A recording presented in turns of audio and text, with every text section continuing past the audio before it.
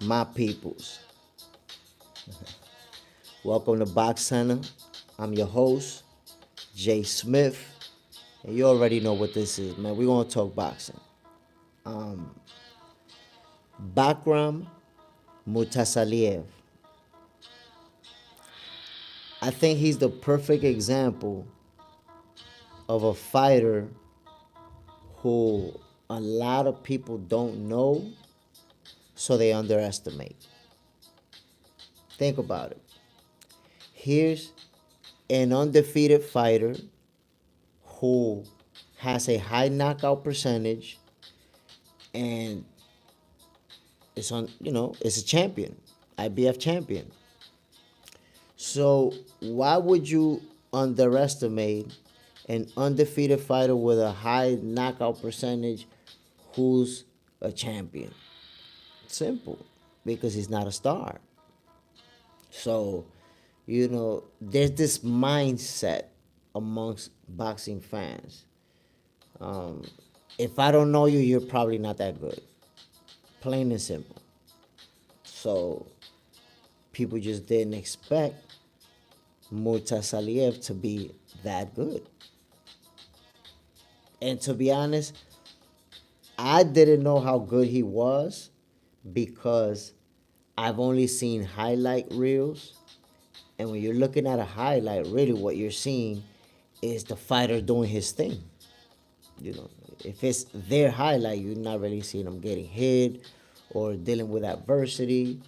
It's mostly just them putting hands on people. So I knew that he was a rangy fighter, big guy, good reach. I could see that he had power as well, but his skills is something that, there was no way for me to gauge since I never seen a whole fight of his. And Murtazaliev is for real. I'm already a fan of the guy. I'm gonna be, I'm already following him on IG. I'm gonna be following his career. I want to see, what's next. He's already spoken out. He says that he wants to fight one of the champions in the 154 division, and then or multiple. He wants to fight champions at 154, and subsequently move up to 160. So I'm interested in seeing how his career is going to play out, because you got to remember, Bakhram Murtazaliev is the IBF champion and Terence Crawford is the WB, which one? WBA, I think.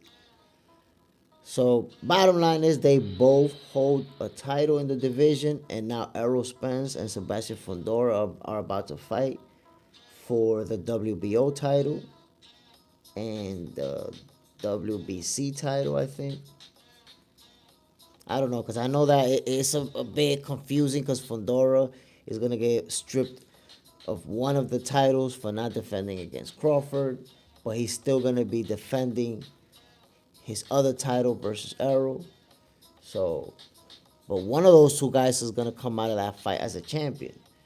So now you have either Fundora or Errol, Crawford, and Murtazaliev. That's, when you add Bakhram into the division, it already changes the dynamics, because now there's a lot of possible matchups that come into play. Like, let me give you an example. I've been telling people, and hit that like button, my peoples. Don't be cheap, because I'm about to give y'all some good stuff.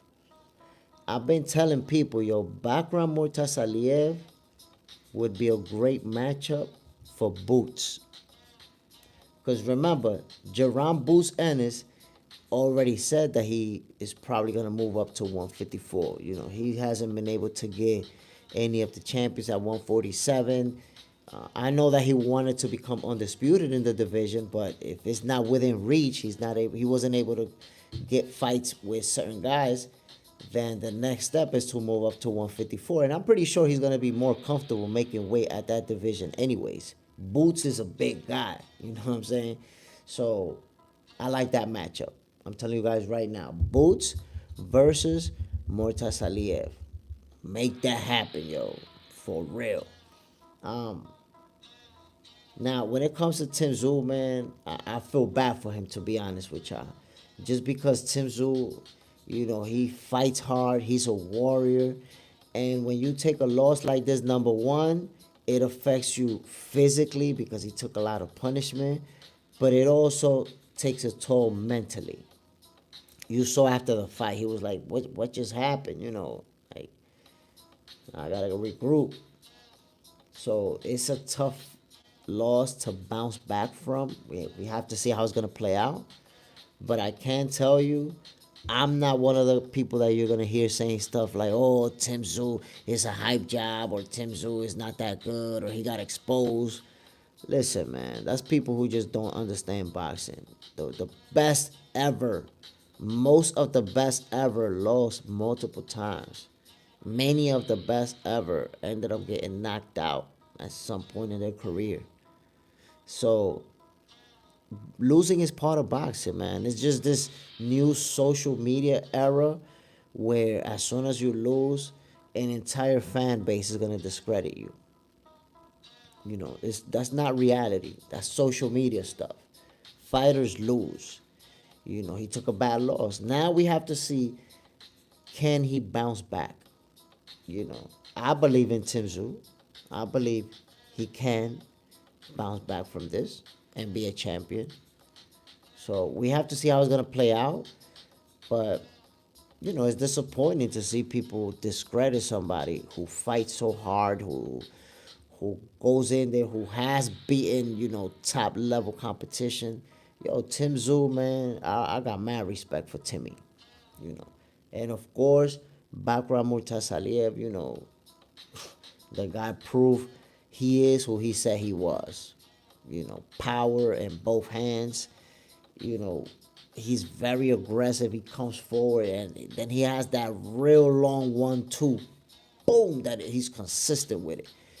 So, like I told y'all, man, I'm a fan of the guy. I'm going to be checking him out. I'm already looking forward to seeing who he's going to fight next. Who's going to challenge for that IBF title? I'm looking forward to seeing it. Now, I'll tell y'all something interesting. Terrence Crawford doesn't have an opponent just yet. But Canelo doesn't have an opponent either. And that's the fight that he wants. Now, what if Canelo decides not to fight Crawford next? Then Bud is going to have to go in a different direction. Murtazaliev or the winner between Errol and Fundora, I think would be the likely options. If he's not able to land that job, that fight with Canelo. What the hell, man? Listen, I just caught a commercial over here. Come on, my peoples. Y'all know I'm giving y'all the real boxing stuff, man. Y'all done gave me 2 likes. Why y'all gotta be so cheap with me, my people? God damn. Jesus Christ. My peoples, hit that like button. Don't forget to subscribe to Box Center. This is your favorite boxer's favorite boxing show. And yo, don't forget to follow me on Instagram, by the way, my peoples. I'll be posting exclusive videos on Instagram that you'll only see it there. Let me put you guys on real quick. So you guys can follow me on IG and see what I'll be posting on there. You know what I'm saying? I tell you what, man, if you love boxing, this is your favorite boxing content. Period, point blank. Watch this. Let me show you. So that's my Instagram, my people's JSmiff. Let me see if I could. Let me see. Don't allow what's going on here. I'm over here lost, my peoples. Trying to. Let me see. Maybe you can see it. So my Instagram is JSmiff134. Check it out. Let me see. There you go. You should be able to see it right there. JSmiff134. Yo, follow me on Instagram. That's mad exclusive content, my people. Check it out. Look. You see, so on Instagram, you'll be able to see videos that I don't post on YouTube, that I post exclusively on IG. You can see there's a lot of content. By the way, my peoples, you know, I run the press for Santiago's Boxing Association, so I'll be at boxing tournaments with his elite level fighters. And let me just show you something right quick so you can see. Check it.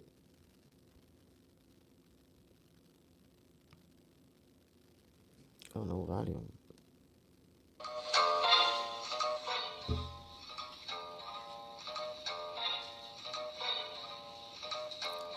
Ding, ding, ding, ding. So my people, that's footage from a national tournament that I was in. As you can see, I'm recording this. As you can see, I'm recording that from the neutral corner. So y'all boy be at the neutral corner, you know, catching the best angles. You know, these guys, they can fight. You know, these are young fighters who win national tournaments, who, you know, have won international tournaments. And there you have it, yo. So the content, let me lower the volume on this thing. So my peoples, what I'm showing you is that the content that I make is not just about professional boxing, but it's also about elite level amateur boxing. Like I said, I'm at the tournaments.